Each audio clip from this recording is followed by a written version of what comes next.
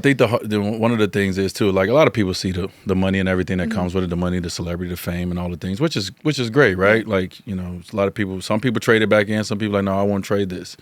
But I don't think they understand what all goes into being a pro and a professional. You know what I mean? And like that's one thing that, you know, it's hard to get prepared for. But that's really your job, right? 24/7. And now you got to learn how to make that your job 24/7 in a sense. Even when you're not practicing or working out, you're still thinking about the game. You know what I'm saying? You still asking questions about the game. You still Euroing people for no reason. Like we hoopers.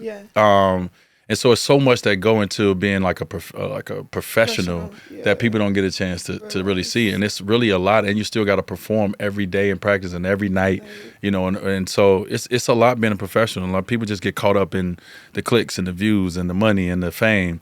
But it's hard, you know, to actually be one and to be one that does not get in any trouble and the one that, you know, that everybody like. Whatever that is, it's hard to continue to fly at 40,000, you know, feet. Like you're gonna have some turbulence, you know, on this journey. But people expect it not to be because, hey, you're getting the money. We don't, and you know, and I understand it because everyone doesn't have, and everyone is not able. And so it's like, well, if I had that, I'd take your problems.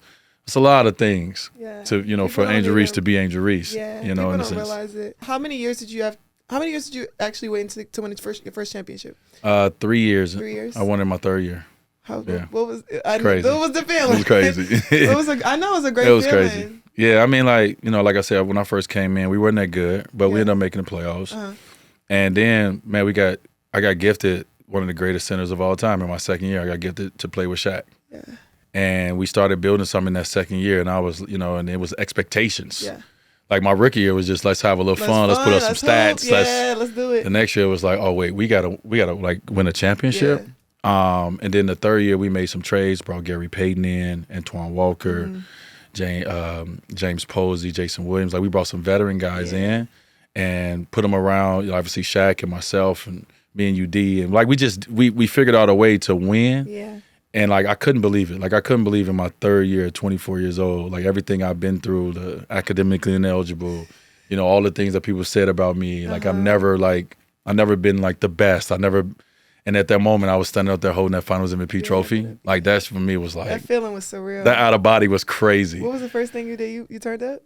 Yeah, because I wasn't drinking yet. So like first of all the champagne had me I was in the bag lit. Turned up. Champagne had me on my mind. I had never had like no drinks. I wasn't a drinker. So I'm in there. Oh my God. You know, you top the champagne up and like we in the back and we just, and that's all you're doing. You partying. But what I got right to it. Like I became like you. Like I became like commercials and brands and that came out of nowhere because when nobody ever told me I was cute. Like nobody ever. There's like 50 beautiful people. Like you know, most beautiful people in the world. I'm like, who the. Me? He said it's you. So my life just like changed. Yeah, how was that transition now? It was tough. Yeah. It was tough. Like I went publicly, I went through a divorce. Yeah. I went through a custody battle. Yeah. I went through lawsuits. Yeah. Like I went through a lot when my life changed to become like, now I got so many, now I start having so many lawyers. I'm like, well, I got lawyers now. That's how you know. Yeah, you know when you start having a lot of lawyers. A whole table full of lawyers at a foundation event is all. Everybody. Yeah. And so it changed like that for me. And like I tried to embrace, I was in Miami. I mean, Jesus Christ. So I try to embrace it as much as I can. And I had a kid and I was this role model. There was a lot of things going on.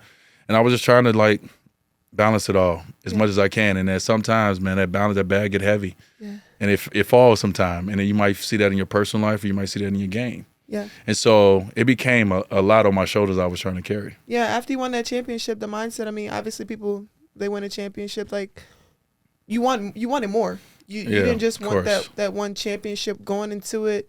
What was the mindset of just wanting more? What did you want more from your game? And what did you specifically work on like in that off season? Yeah, you talking about 06? Or it was the right time. And I mean the year before we had lost to Detroit. Detroit, shout out to the Pistons. They were tough. Like Rip, Chauncey, Rasheed, like Ben, like they were tough. But I had I broke a rib. Yeah. You know what I mean? Like in the game 5. And so we ended up losing this game 7. And so like the whole summer for me was like to get back to the Eastern Conference Finals to play Detroit again. And we got back to the Eastern Conference Finals to play Detroit and I was so prepared and so ready, like mentally and physically. and we kind of dominated them to get to the finals. And the same thing in the finals. When I got there, it's just like I'm a kid from the inner city. Like I came from nothing, and no one expected me to be here, and I was like, well, I'm here, and I don't know how many times I'm gonna get here. Yeah. So like it's another level, and I gotta find it. Yeah. And I found another level, and I clicked into it, and I woke up from the greatest dream of my life, and I was holding, the trophy. And so it was dope. It was unexpected, at that early in my career, but we had the right group of guys that understood what it means to win. And I think that's the hardest thing. When you're playing a team sport, everybody don't understand what it means to win and to sacrifice. Because, a lot of times as we're young, it's about us. Yeah. And rightfully so. It's not a bad thing, but that's why you don't see a lot of young players, a lot of young teams win, because they don't understand the sacrifice that I needed from each individual to be successful. Well, you were able to do it 3 times, so.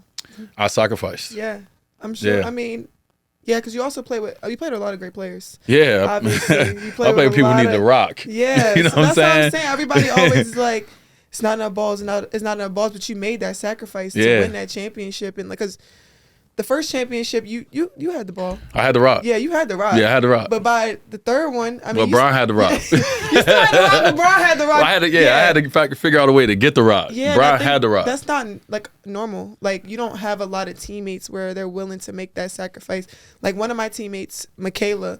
I don't know if you remember Michaela Iron, where like the beginning of the season, I always give kudos to her. In the beginning of the season, like she didn't play. She was getting 3 minutes, and like by the end, like she was killing it. She waited her turn. She was the loudest on the team that cheered for everybody. But every day she came in the gym early. She always was working out, and she always was there for us. Like she knew and she wanted to do whatever. And when her name was called, like she was ready. And I love having teammates like that. You don't really run across too many teammates, and I haven't really run across too many teammates that have been able to like sit and wait their turn and stay down and do whatever for the team. And not a lot of people. It's tough. That are willing to do that. It's not. No, that right there is a special skill and a special talent. Yeah.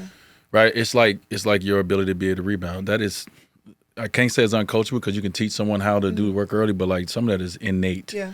And so that right there is stuff when you're trying to put a team together. And I hope people understand a team is not just a roster full of the most talented people.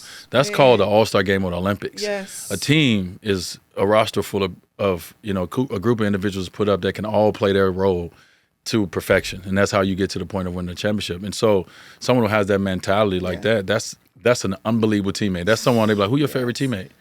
You go to someone like that. Like I go to UD. I don't go to Shaq and LeBron and all those guys. I go to UD because he did the dirty work. He did the little things. And I'm talking about the before practice, the after practice, when you coming back from injury, hey, let me get up there with you so you can get some extra work. Right. Like all these little things that make a teammate great. Yeah. That's what makes a team great. It can't just have everybody talented and everybody can hoop. That don't work. Do you think that's the difference between today's NBA? Well, I think because the game is so young, right? Like, and so no one wants to wait their turn, and no one has to because there's not a lot of vets in the game like it used to be. But a lot of young guys are very, very talented. I mean, the skill level is insane, right? Like you cannot now look at sport and be like, yo, the skill level is crazy. But I think the thing is no one understands the journey to actually winning the championship and what it actually takes and the sacrifice that is needed. Yeah. Because, rightfully so, most people are getting drafted coming off. They're the top 1, 2, 3 players on their high school team, grade school team, high school team, college team. Yeah. So they're used to being, no one is really learning how to play that role that's needed to actually win. Mm-hmm. Not to be good, but like to win and to keep a roster spot. And it's all these things. It's like sometimes you got to come in like, yo, I used to get buckets. Well, only way I'm going to make this team is I'm going to take charges. Facts. And that's an ego hit. That's a pride hit. Yeah. That's all the things. But, a lot of people are not getting enough of that to understand that. Like people like to bring it in and talk about winning championships. Yeah. You don't really understand what it takes to actually sacrifice your ability to be able to get 20 a game to make sure that you just become the guy that can come in and play 5 minutes and help your team win and win the championship. Like that's hard. Yeah. And so, but no one's getting taught that really now. Was it hard that transition for you though? Yeah, it's hard. Yeah. Like when Brian came down, it was hard. Yeah. Yeah. I mean, like it was Wade County. Like this my show. Yeah. And I had to kind of give up my show to, he was gonna take it now. He's Brian, so he took it. But it was hard to like get off the ball and get off of what I was comfortable with. But also it wasn't hard because I didn't come up the same way as every star. I built myself into a quote unquote headliner for a game. And so I actually was a role player growing up. So I just had to tap back into the bag that I had when I was that kid. I used to just pick up 94 feet and learn how to back cut and learn how to do these things that I learned, the fundamentals of the game, to be great. And so for me, I'm actually prideful of it, because when people like to talk about the greatest two guards or the greatest players in the game, they like to rank you. Yeah. And rankings don't matter to me, because you can be 3 in this generation and 10 in another generation, or this player like this version of you and this player doesn't.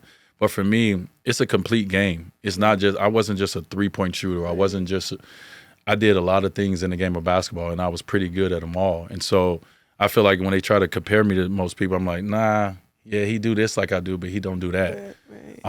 Because I was willing to do all the things that was needed to actually win, to try to win. And so my game translated to anyone for that reason. Yeah. Now that you're retired, is there anything that you look back on like, I wish I did this different? Nah. No, I did it. Yeah, you did everything. You left it all out there. I did it, and the things that I didn't get, I couldn't control. Like I didn't walk away with an MVP or Defensive Player of the Year, but I couldn't control those things. You know, I had seasons where I was, rightfully so, I should have been in the conversation, but you don't control the votes.